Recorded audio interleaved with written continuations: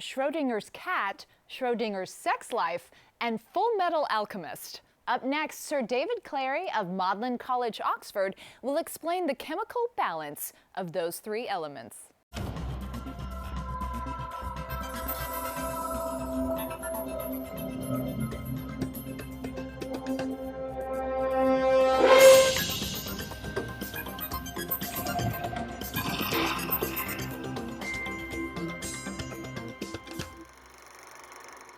Hi, I'm Faith Salie. Welcome to Science Goes to the Movies, a look at the stories of science and how they change our culture.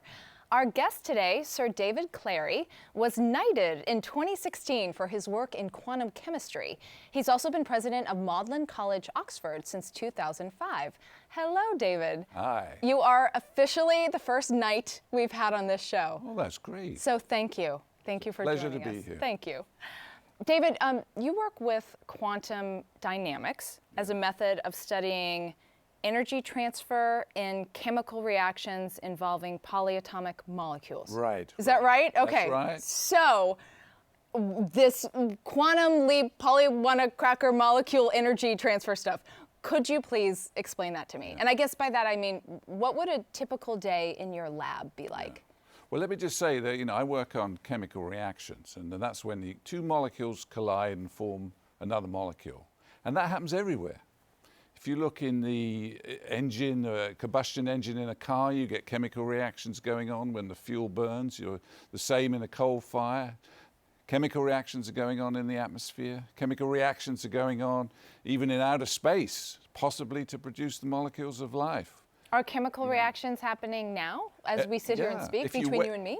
Not exactly between you and me. You have to give things a little bit of energy to make them happen, like you do in an engine. We'll jazz but they're this happening up. all the time in your body.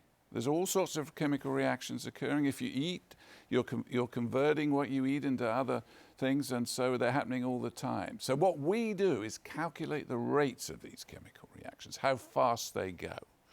We don't actually do experiments in the lab. We have to do mathematics and computing to calculate the rates of these chemical reactions. And we use this method of quantum mechanics, which is the way of treating atoms and molecules to calculate their properties really accurately nowadays.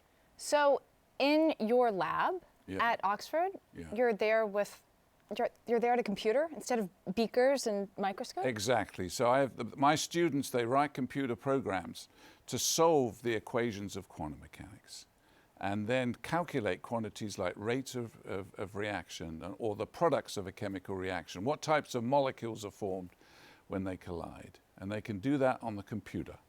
And why do we want to know how the rate of chemical reactions? Well, because it comes up into every single thing. For example, if you want to model what's happening in a combustion engine, if you're mixing, say, methane, which is the gas, and oxygen, you want to know how fast that reaction is going to go. You want to know how much energy is given off, so that you can use that energy in another context. Because how fast the reaction takes place has to do with the amount of energy it gives off. Yep, that's right. Okay. Yeah. Here on Science Goes to the Movies, we love to talk movies, of course, but as a fellow Magdalen alum, we're going to talk just a little bit about Oxford University first. David, massive amounts of scientific inquiry, of course, have taken place at Oxford, but I want to focus on one particular physicist who, in 1933, was standing in the office that you now occupy as president of Magdalen College when he found out that he won the Nobel Prize. That's right. Well, I assume you know who I'm talking about. Yeah, his name's Erwin Schrodinger. Yes. He's probably after Einstein, the most important scientist of the 20th century who's having an impact on the 21st century. And he was a fellow in our college, Magdalen College, in the 1930s. Why was he in what is now your office when he got that phone call? Because he was in Germany and he didn't like the politics that was going on with the Nazis, so he decided to come to Oxford. He came to my office and was made. You weren't there though, right? I'm a little bit younger than that. This was 33, so it's a long time ago, yeah. When he came to the office, he was admitted as a fellow, and then the phone rang and said he'd won the Nobel Prize.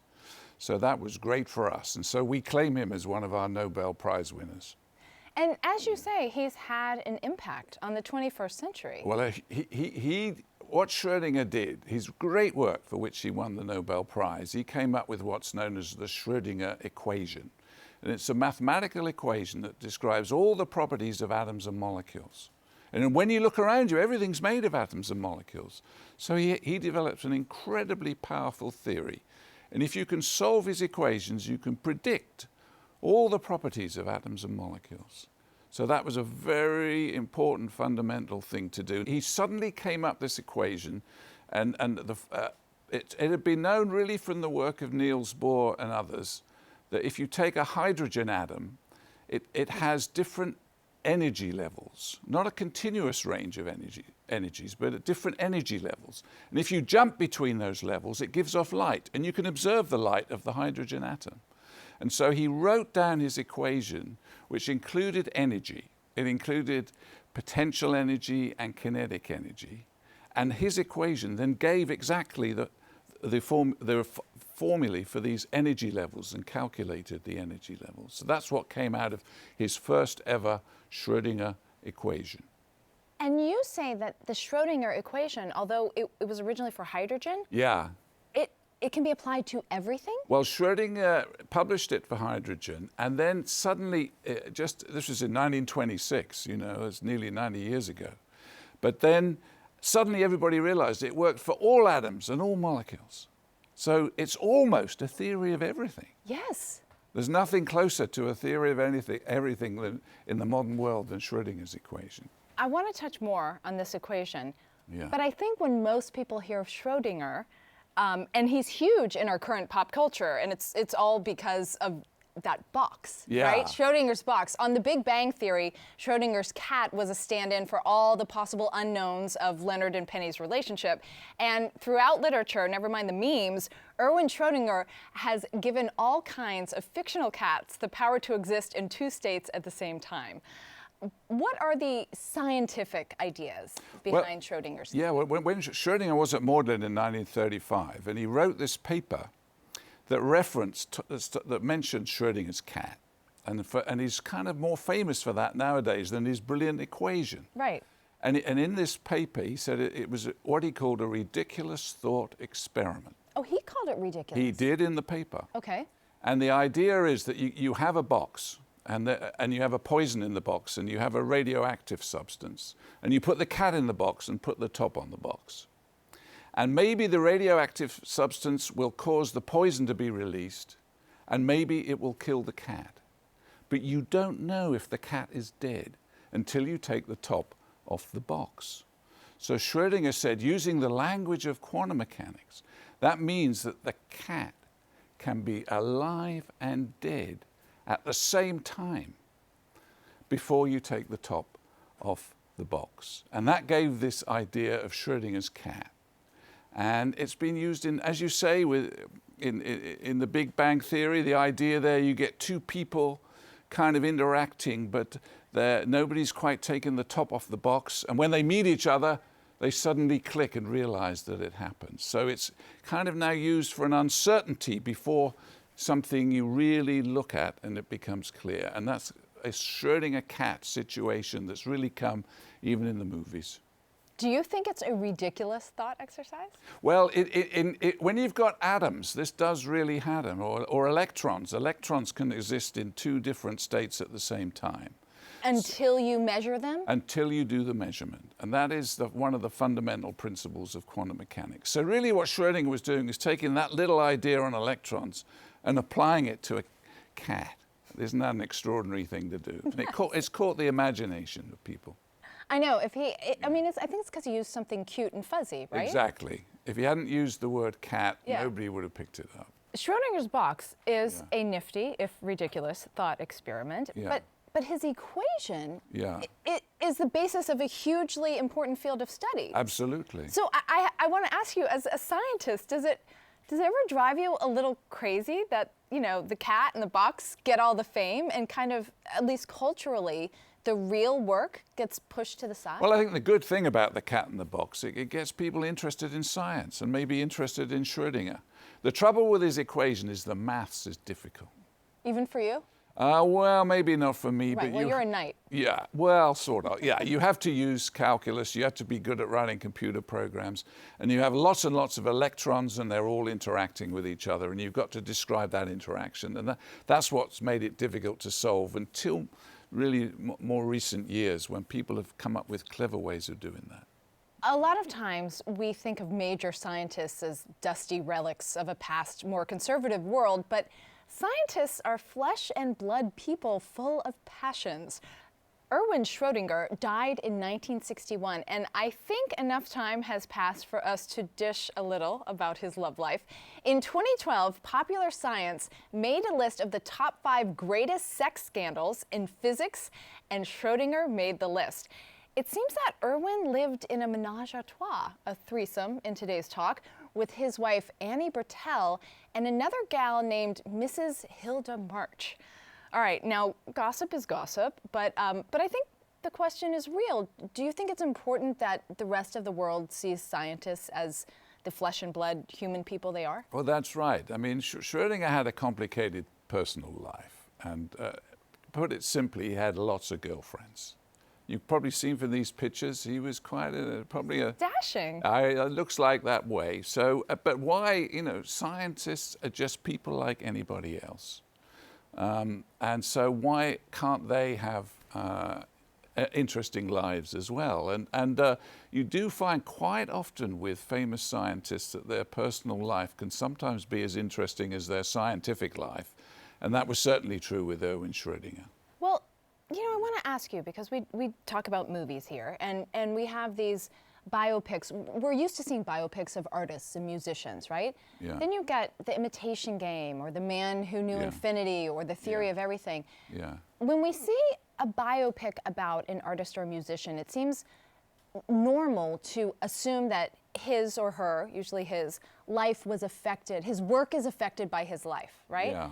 When it comes to scientists, do you think that the actual science that they do is affected and influenced by their personal lives? The sort of scientists you mentioned in those movies, like Alan Turing, Stephen Hawking, are incredibly creative people.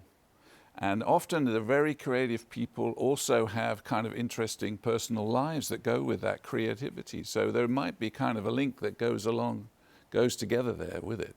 Yeah. Do you think any of Schrodinger's passions had any kind of manifestation in his equations, in the work he did? Yeah, well, I'll give you an example. When he wrote his equation, he went to a ski resort in Switzerland in 1926 with an unknown lady.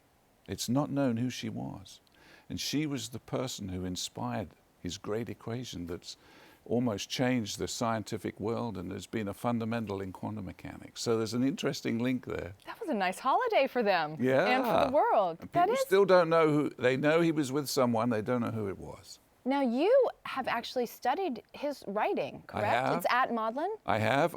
I've managed to get into his archives, and I've met his daughter, who was born in Oxford. She was the daughter of the wife of his postdoctoral researcher, but he was the father.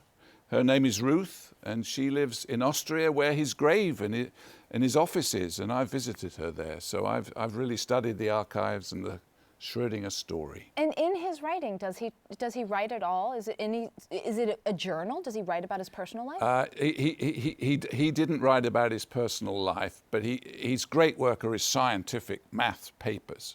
In later life, he did write some things more on philosophy, and he wrote a very important paper called What is Life, that said you could explain biology with the ideas of chemistry and physics. And that was in the 40s, and that had a big effect on people like Watson and Crick, who went on to study molecular biology and DNA using the ideas of physics and chemistry. So he was influential there too.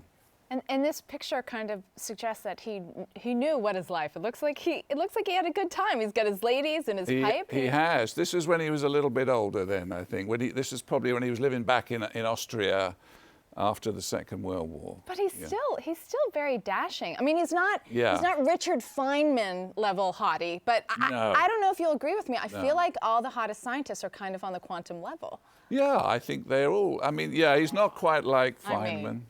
But he had a different sort of style as well that obviously was attractive back in the 1920s and 30s.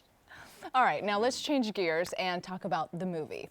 Yeah. David's work is in chemistry, and we wanted to find a super popular movie in that subject. So, of course, today we're going to talk about the worldwide franchise phenomenon that is Full Metal Alchemist.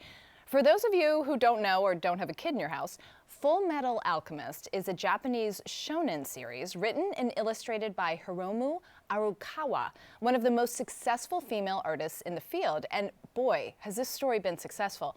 Full Metal Alchemist takes place in the fictional country of Amestris, where alchemy is a practical science that allows the practitioner to create anything they desire, provided they supply the magic with something of equal value in return.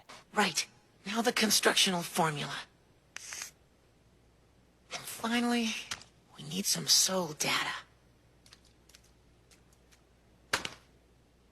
Okay, this is it, Hal.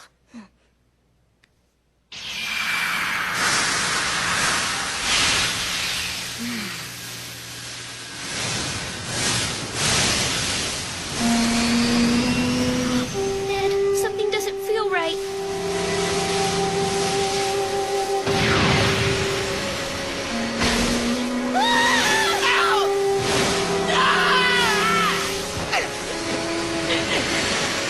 It can't be. A rebound?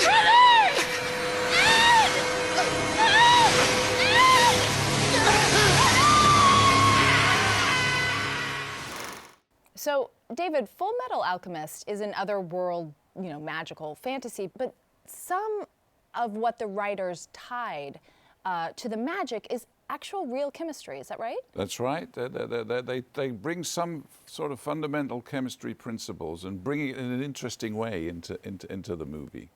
For instance, the fictional concept of transmutation.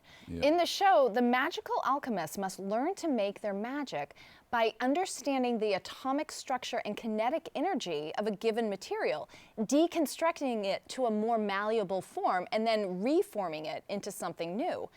Is that fiction, or is there basic chemistry there? No, I did see the Brotherhood, which is one of these films, and in that, one of the characters, I think it was Ed, said that you can actually weigh all the atoms in the body. There's a certain number of grams of carbon, hydrogen, nitrogen, oxygen, phosphorus, and silicon. And so you could take all the atoms out of the body, and maybe, would it then be possible to put them all back again? And in principle, funnily enough, maybe you could do that, because if you could find ways of linking all the atoms back together again and use modern methods of nanotechnology and so on, maybe that's one day that's something. So it's not a totally crazy idea, and something that was kind of brought up in the interesting movie. Has any scientific inquiry ever sort of thrown that out there as a ridiculous thought experiment before this movie? Well, you look at 3D printing nowadays. That's really adding atoms, molding them into new structures. So that kind of links to that idea that came up in the movie The Brotherhood, Full Metal Alchemist. It also kind of reminds me of Star Trek, where people can sort of seemingly disintegrate and then the atoms get put back together. Absolutely, that was the great pioneer in all this sort of thing. Yes, of course. In principle, of course, in practice it's very hard, but in principle, that's the sort of thing that people are thinking about, getting a lot of atoms and putting them together to make different things. The most oft-repeated line in Full Metal Alchemist comes from Alphonse Elric, who says, "Humankind cannot gain anything without first giving something in return. To obtain something of equal value, something must be lost." That is alchemy's first law of equivalent exchange. In those days, we really believed that to be the world's one and only truth. Is that concept of equivalent exchange a more poetic version of the real-life law of conservation of mass? Absolutely. It is. It's a simple rule. I work on chemical reactions, and there you get molecules collide and produce two new molecules. But the mass initially and finally doesn't change. It's conserved. So that's a really important principle, and you can kind of apply that in different contexts. What you put in, you get out. Is the law of conservation of mass, is that what it is? Yeah. Is that just another iteration of the first law of thermodynamics? Not That matter isn't created? no, it's related to that. It's just that energy is conserved. In normal circumstances, energy is conserved. However, if you have a nuclear reactor or incredibly high energies, you can convert matter to light. And then it's different. So then mass is not conserved. Energy is conserved because the energy of the mass is the same as the energy of the light, but mass is not conserved. So when one gets very energetic situations, like you get in, say, a nuclear reactor or in the middle of a star, some of these rules have to change and you have to think of them in a different way. But there are places, there are labs, there are places in this world where matter gets so much energy that it's converted into light? This happens in nuclear reactors, for example, or even in a nuclear bomb, for example. In a nuclear bomb, I'm afraid, you might get some uranium and you convert it into electromagnetic radiation. Right. So this is something that can happen. This was predicted by Schrödinger's great friend Albert Einstein, and his equations explain it. I've heard of that guy too. Yeah. The characters in Full Metal Alchemist are pursuing a philosopher's stone that will allow them to bypass their laws to create gold and human life. And in real life, David, we actually had alchemists and a philosopher's stone. Yeah. What were alchemists? Well, alchemists were just people that were trying to make gold out of other materials. It was kind of doing chemistry, mixing different things and seeing if they could make gold. That's what an alchemist was. And now, today, there are scientists who are technically alchemists? Because well, those who do very high energy physics, you could say they are alchemists. When in a nuclear reactor, you can get lots of different reactions going on you don't normally get under lower energy conditions, and they can produce gold within the nuclear reactor from other elements. On Full Metal Alchemist, the only things that alchemists are forbidden from creating are gold and human beings. Yeah. Human beings I get. Why is gold so hard to create? Well, that's why it's called alchemy, being able to create gold from some other material. And people throughout history have tried to do that. Yeah. Even the great British scientist Isaac Newton spent quite a lot of his life trying to do alchemy without succeeding. But yet again, when you get very high energies, like you get in a nuclear reactor, you can actually do it. Wait, you can? If you take mercury and fire the neutrons from a nuclear reactor at mercury, you can produce gold atoms. So in those very energetic circumstances, you can do alchemy, believe it or not. What happens to the gold atoms that you produce? It changes. Well, they're all made in a nuclear reactor. Do they last? They're there? You can get them? Yeah, sure. Yeah, when you get very energetic circumstances, a lot of the rules of science that we've all been familiar have to be changed, and that's one of them. Is that more expensive than gold? Incredibly expensive, ridiculously expensive. You don't want to do it. You're not going to make a fortune out of doing it that way. There's gold in them. There are nuclear reactors. Yeah. There were actual, as you were saying, Isaac Newton. That's news to me. Was it trying to be an alchemist? Yeah. And a philosopher's stone. What was the philosopher's stone? Well, that's just something that comes right out of history and is used in many of the movies. And the idea there, you could use the philosopher's stone, you could use it to do alchemy. But it's just something that's come out. That's not anything that has fundamental aspects in science in the same way. Do you know that Harry Potter, when it came out in England, before it came out in America, it was actually released as Harry Potter and the Philosopher's Stone? Yeah. And here it was Harry Potter and the Sorcerer's Stone, I think, because that's correct. Scholastic thought that Americans were too dumb to know what a philosopher was. So kudos to you and your brilliant countrymen. Yeah. You mentioned that Schrodinger and Einstein were friends. Yeah. What was that friendship like? They used to write to each other all the time. And in fact, Einstein wrote some letters to Schrödinger that inspired the Schrödinger's cat. If you read Schrödinger's paper, he refers to some of Einstein's work. And there are many, many letters between the two, because they were two of the greatest scientists. They even worked side by side in Berlin in the late 1920s, before things fell apart there. Yeah. And so were they, it sounds like they were congenial. Was there a healthy rivalry too, or? It was healthy rivalry. I think Einstein was so clever that people looked up to him. And it's clear from the letters that Schrödinger looked up to Einstein and very much thought he was the number one. We have an Einstein TV series that's been on. I think it's called Genius. Right. Is it high time for something about Schrödinger? I think it would be a great program. His great work, his interesting personal life, his influence on modern science. You would not get semiconductors, which are fundamental electronic devices that you get in mobile phones and computers, without Schrödinger's quantum mechanics. So it's been hugely influential. And then biology. He kind of predicted modern molecular biology and helping to understand DNA and biological molecules. He had a huge influence on modern science. So you could bring all that together into a great movie, a great story. Sir David, thank you. Tragically, this is all we have time for today. Thank you so much for joining us. It's been a great pleasure to talk to you, Faith. For all of you watching, be sure to check out our Science Goes to the Movies Facebook page for web-only clips and keep up with everything related to Science Goes to the Movies all in one place. And if you want to watch past episodes or download our new podcast, check us out at cuny.tv.